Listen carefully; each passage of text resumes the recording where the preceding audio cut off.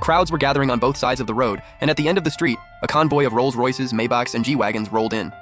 Ruoruo saw the whole setup and started shaking. She was in tears when she said to me, "My mom raised me alone and waited 15 years for you. She always told me not to hate you, said you were actually a reliable man." "So where exactly is this reliability? Look at the mess you've gotten yourself into." I let out a sigh. "I'm sorry." I cupped her face in my hands and watched her cry her eyes out. My heart felt like it was being torn apart. The convoy came to a stop. The boys stepped out and started walking toward me. The cafeteria owner rushed over to them. "Bosses, this is the punk right here. He's the one who was faking being the River Dragon. I wasn't gonna let that slide, so I figured I'd teach him a lesson on behalf of Yuanda, but this guy didn't even respect Yuanda. He was just gonna walk away."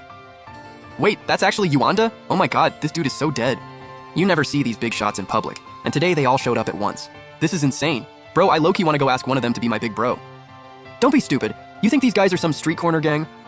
Even the little delinquents who used to hang around Ruoruo were excitedly pulling out their phones and recording. Their so-called loyalty was so small it was almost sad and laughable. Unlike Ruoruo's crew, my brothers looked over at me. I let out a long sigh. These guys are my brothers. Ride or die. I did 15 years. They waited 15 years and over 5,400 days, loyal as ever, just waiting to hand everything back to me when I got out. I thought I'd never see them again. And here we are, reuniting under the most unexpected circumstances. As they walked toward me, the cafeteria owner was still trying to score points. I beat him down hard earlier, all for Yuanda's sake. Look at him, all roughed up like that's my handiwork. Ruoruo watched the group closing in on me. She panicked. "Everyone, please hear me out. This is my dad. He went to prison a long time ago, and these tattoos, he's had them for years. After he came back, I wanted nothing to do with him because he'd been in prison. So this is literally the first time I've seen his tattoos. If I'd known sooner, I would have warned him." Ruoruo was getting more scared by the second, but she still stood in front of me. "My mom waited years for him. He never meant to disrespect Yuanda, and he never tried to impersonate the River Dragon. Please, just let him go. I'll get on my knees for you." Ruoruo knelt down. For me. She was sobbing on the ground, and it hurt so bad I could barely breathe. I'd rather see her resent me forever than watch the daughter I failed for 15 years break down like this. Ha ha ha, she actually kneeled, but I gotta ask, who do you think you are? What's your pride even worth? The second those words left his mouth, every Yuanda board member suddenly dropped to their knees, refusing to accept Ruoruo's bow. The entire crowd was stunned. They answered in unison, respectfully, "Dragon bro, miss." The sudden shift left Ruoruo completely speechless.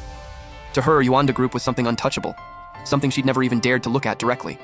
And now its entire board was kneeling before her. Ruoruo turned around, totally lost. She probably couldn't wrap her head around how the guy who used to scrap for scrap metal had just become this. "Gentlemen, are you sure you've got the right person? He literally sells lunchboxes." Before he even finished talking, the crew had already pinned him to the ground, eyes red with rage. "Today is the last day you walk this earth." No, this is all a misunderstanding." I walked over to Ruoruo and helped her up. She stood, but the board members were still kneeling. I hadn't said a word, and not one of them dared to move. She swallowed hard and said, dumbfounded, "I'm the River Dragon's daughter? I'm sorry, I kept it from you for so long. 15 years ago, the legend about you taking on 1,000 men alone, painting half a river red, is that real? How does one person even fight 1,000? It's real. Let me deal with this guy first, then I'll tell you everything." I shot a glance at the cafeteria owner. The boys knew exactly what I meant and dragged him over to me. He was already scared stiff, being hauled across the ground like a dead dog. The big guy was shook too.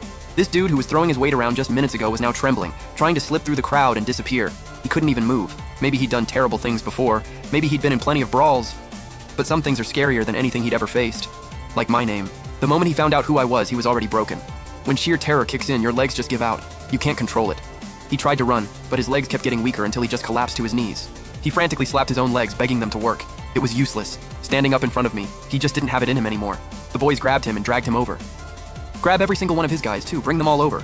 The red-haired girl who'd been talking trash earlier froze. The color drained from her face. Before she could even react, the crowd scattered in every direction. They'd been hiding in the crowd, but the moment the name River Dragon dropped, nobody wanted any part of this. This whole crew that used to roll with Ruoruo looked like absolute clowns right now. They stood there frozen, heads down, shuffling toward me one step at a time. "I wasn't actually trying to clown you earlier, I was just messing around." "Haha, Ruoruo, come on, we're besties. Say something for us." "Besties? I came to you for help once and you sat there roasting me. Now all of a sudden we're best friends? I see exactly who you all are.